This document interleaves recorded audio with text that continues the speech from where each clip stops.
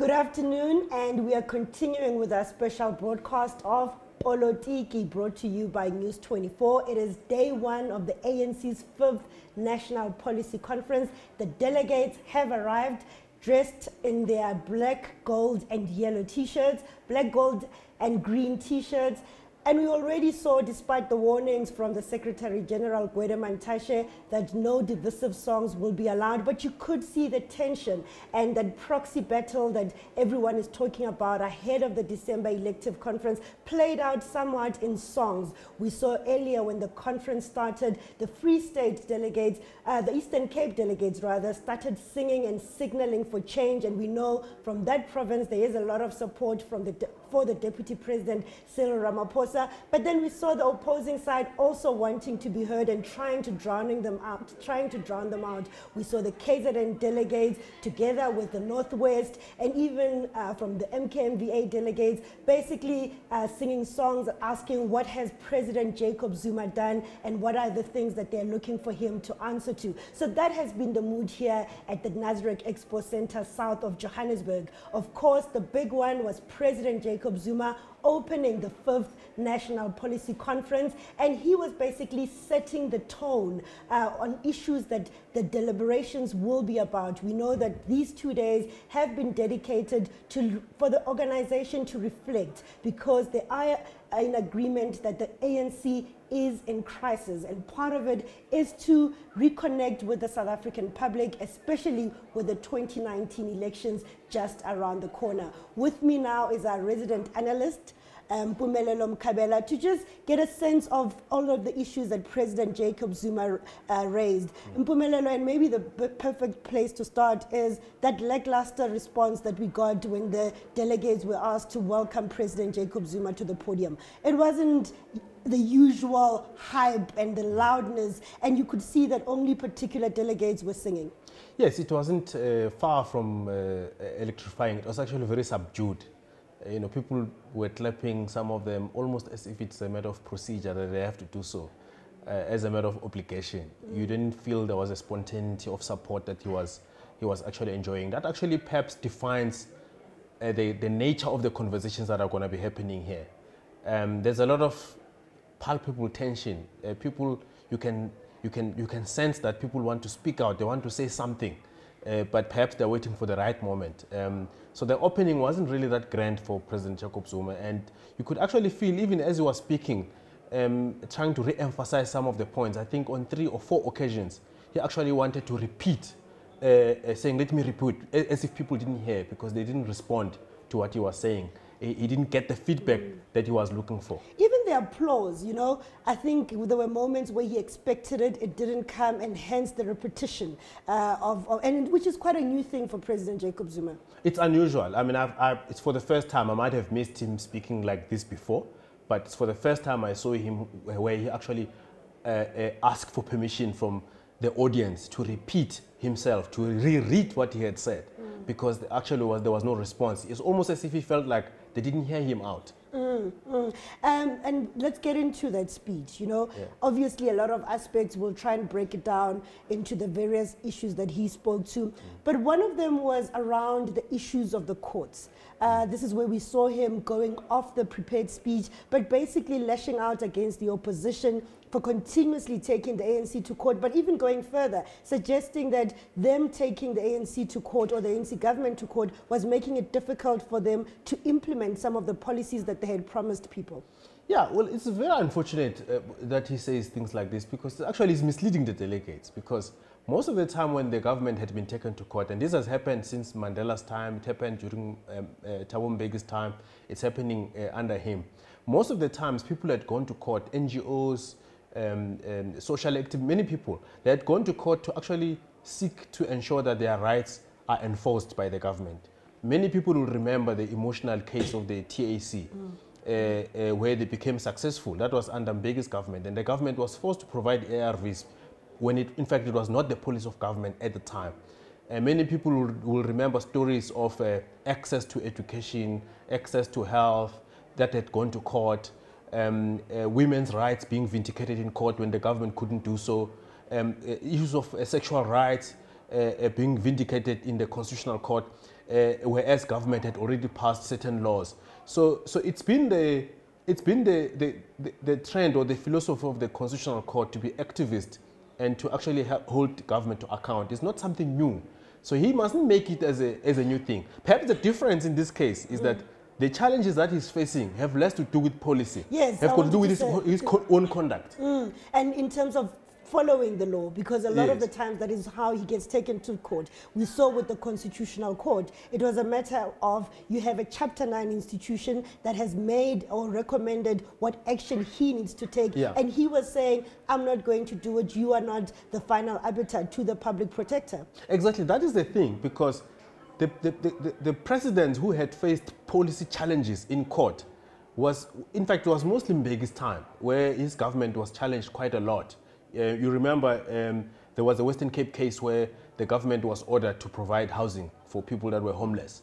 The so-called Grootboom case. Yeah. That was a direct service delivery case. Even the ARV case of the TRC was a direct policy issue. But even those were not about preventing the government or hindering government from delivering.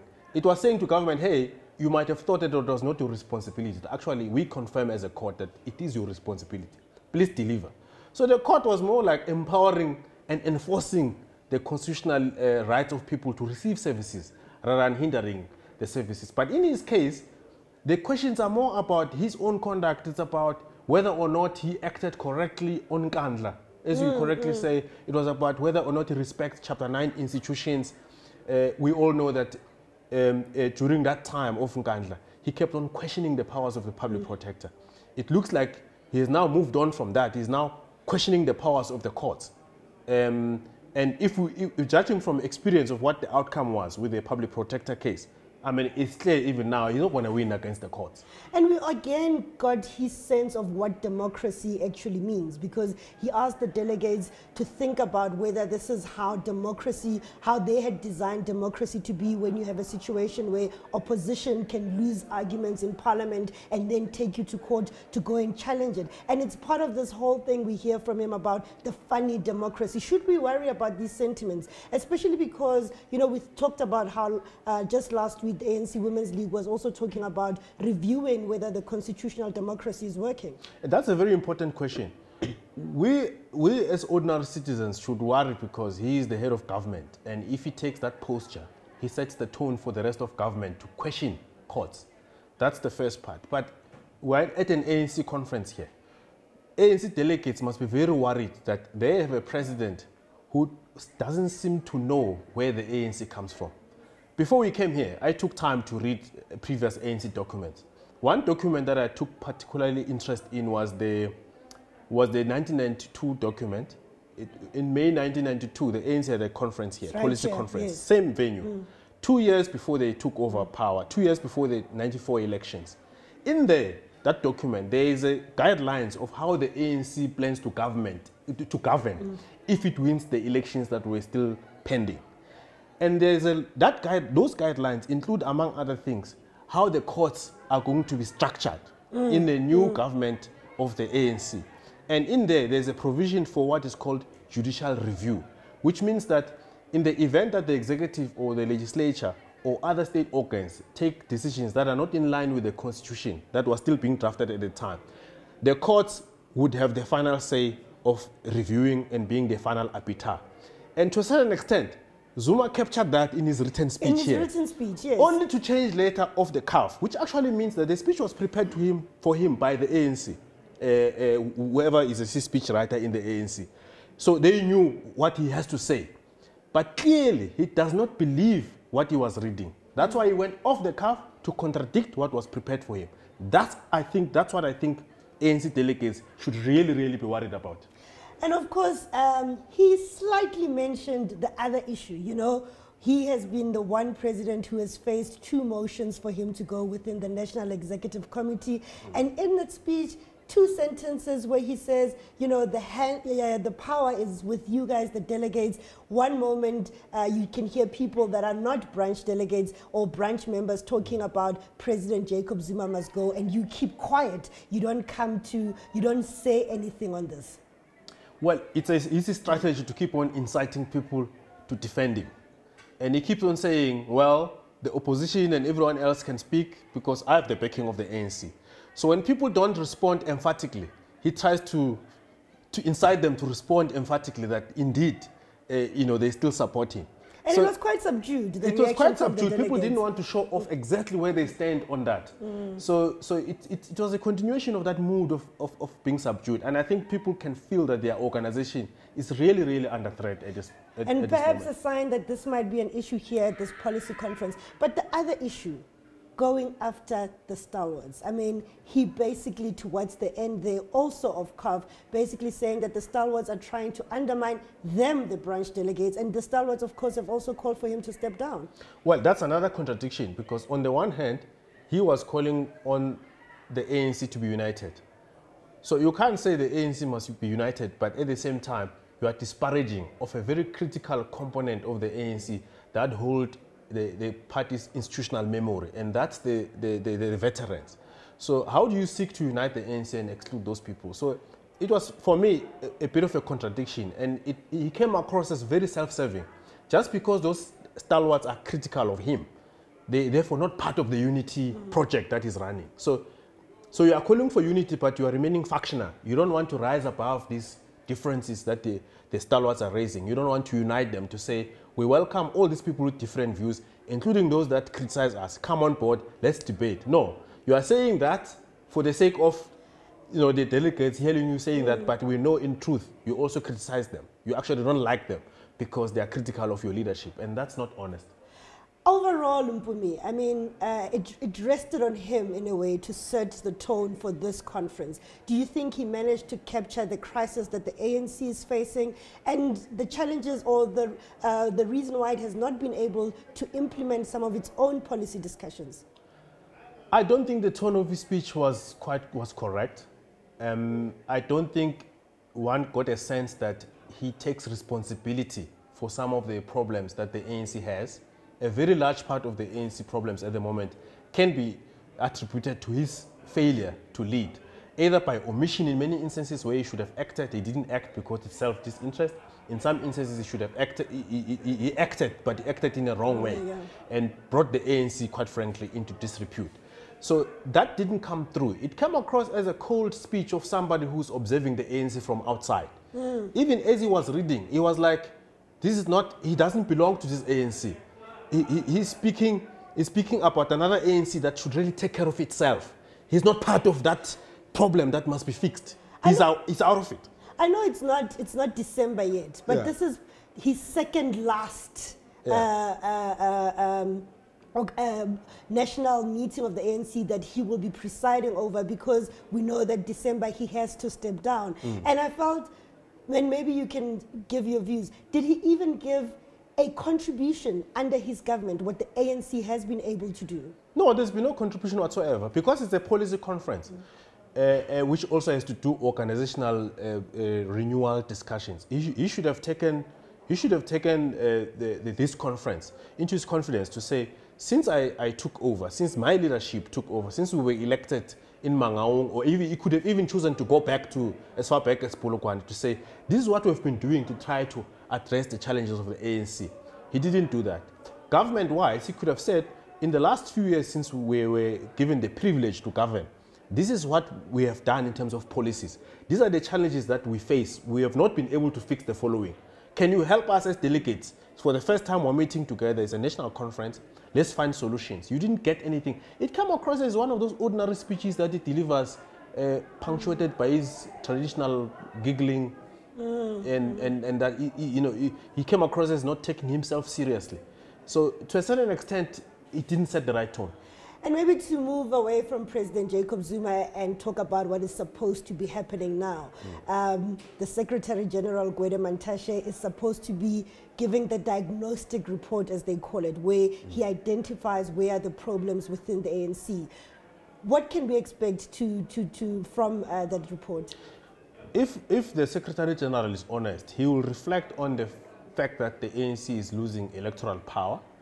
2, he will reflect on the fact that the ANC no longer leads public debates. The ANC follows. 3, he will reflect on the fact that there's another ANC that's co-governing. There's another faction that's co-governing with the ANC in government. which is the Guptas. He must reflect on how that has impacted on his way of running the ANC as a CEO at Luthula House. How has that helped him or not helped him to actually issue instructions and get people to toe the party line, whereas there's another group that's running with things on the other side. He will also reflect on the issue of branches being captured by interest other than those of the vote buying issue. And more importantly, he will not just make a diagnostic thing. He must give pointers into what are the possible solutions without prescribing to the delegates, because the delegates must still discuss and say this is our way forward.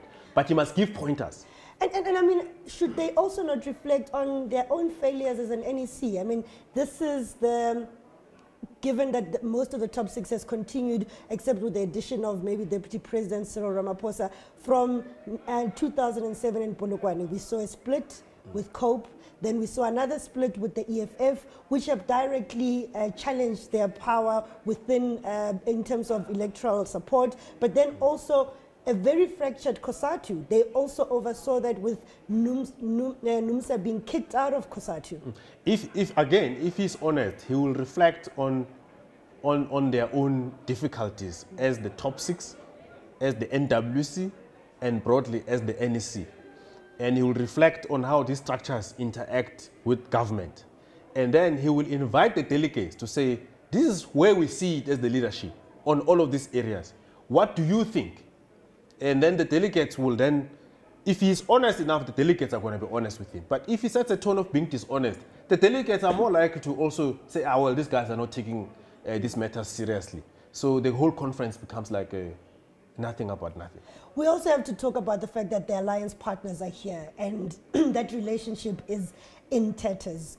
SACP, Sanko, COSATU have called for the president to go. COSATU has gone even further, banning the president. What can we expect to be their contribution to that talk? There's a lot of their members who came here who serve in ANC structures.